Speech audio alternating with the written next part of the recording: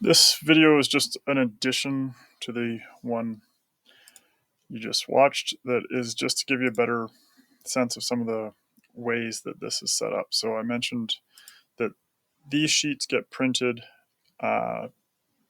sort of back to back, and you're going to print all these on both sides of the paper, and then you're going to take the whatever it is 185 of the sheets, and you're going to put them back in the printer, and then you're going to print this file. And when you print this file, you're going to want to update the date. So I already have done it for this year, but if you right click and you say select all sheets, so now you can see that all 365 sheets are selected, and you see that there's this formula here, and this formula is referencing A2. So if you select A2, that is your date that the formula runs off of, and then you update that. And now if you click through, you can see the date has been changed for every single page. Now, that means that with one small change, when all sheets are selected, and so see there, I didn't still have all sheets selected. Important to select all sheets before making the change.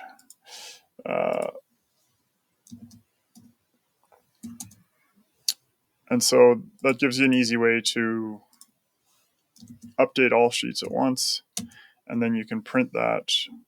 And when all these sheets are selected at once and you go to File and print double-sided, it will print that date on the top of all the other pages. This, and yeah, I should mention, this can take a while because there's 365 sheets that it's attempting to generate a print preview for. So I'm going to go to the other file and just show you. So this blank space up here is where the date's going to go.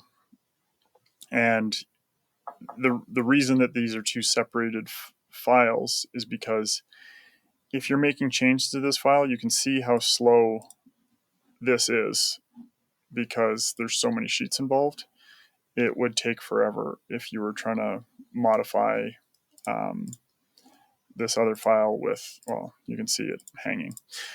So anyways, you would get, I'm just going to close that because I really don't actually want to save any changes to the file anyways. I'm just going to tell it to cancel. So yeah, you can see how much detail there is in this file. If you're trying to make changes to it with so many sheets, it would be a mess. So it's just easier to have two separate sheets, print them separately, and that way you can get the dated pages pretty easily. So now in here, I'm going to show you just a couple of tips for modifying these. And I'm going to use one of these older sheets just so I don't mess up my current ones while I do this. But let's just say you, for whatever reason, you're wanting to add a row here. Well, the easiest way to do that is, in order to like manage all your formatting and everything, is to select the whole row, copy this row, and then insert the row, and then right over top of this with whatever you want to be in your new row. And then that way all your formatting stays the same without having to create a new. If you just insert a new row, you'll get just a blank row, but you won't necessarily get all your formatting that you wanted. So it's better to copy an existing row. And so same thing here, like if you wanted to insert another row with like with this space included, then it's better to like copy this, like these two rows at the same time, and then insert them together. And then that way it gives you this sort of broken up view. I'm just going to undo those things.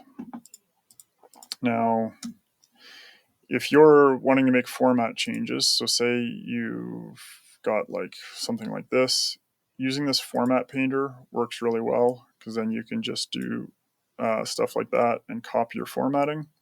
Another thing that's really useful is using the F4 key. So if you press F4, it will redo whatever you just recently did. So like, let's just say or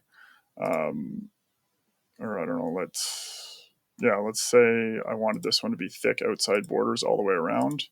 Well, then any box that I'm on and I hit F4, it'll just repeat that action. And that works for basically anything formatting related. So yeah, you can use it to change formatting of text, formatting of boxes, and it's a quick way to get your consistent formatting. Same with stuff like these lightly grayed out fonts and stuff like that. You do that by changing your font color. Anyways, this isn't intended to be a course on Excel. It's just to be some rough tips for making this easier. In terms of the fitting everything on the page, you can see like the blue line here is your page break preview. So if you insert a whole bunch of rows, you're going to push yourself onto a new page. And most of these I've formatted so that the comment section can just be adjusted accordingly. So the easy way to do it, to keep it correct, is so like say like I inserted this row earlier, so its row height is 28. So I can just change the row height of this by subtracting 28. So it was 100. Call it 72 now, and then that way your print area should still be the same, so that you can keep it like nice and tight on the page and have the right amount of space at the top for the coil to go into. And if you notice here, like you want to keep it on this fit on one page. That'll make it a lot easier as well. Keep the custom margins and such. So another sort of really helpful thing to set up your printer defaults to be high quality. So you can see like on this page, I don't have my default set, because in Excel, print details go with the page.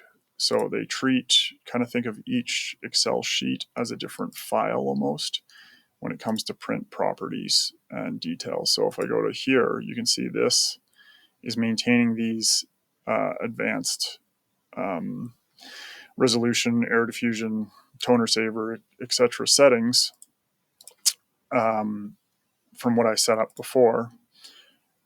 And even though these are all part of the same file, you come back to here and you look at your print, your advanced print settings, and none of those settings are carried over because I haven't printed this sheet in years. So your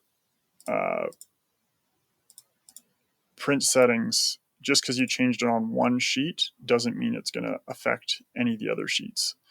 So you want to make sure that you either select all sheets and then change the print settings. But key thing to know is just that think of these each as one different file in a group when it comes to print settings. Double-sided printing in Excel is really finicky. Like you can do it by, like, say you have your page, you can duplicate your page, select both, and then print double-sided, kind of the same way I showed with the other file that had the dates on it. But I actually just find it easiest to just print a stack, flip the stack, print the stack again. I find the printer is actually faster that way as well. And typically what I do here when I'm doing these revisions is I pick one that I'm finished with, that I know I don't need to make any changes with. I start it printing, and then while it prints, I let it print, and I go to the next file and I make whatever changes I need to make to that file while that one's printing.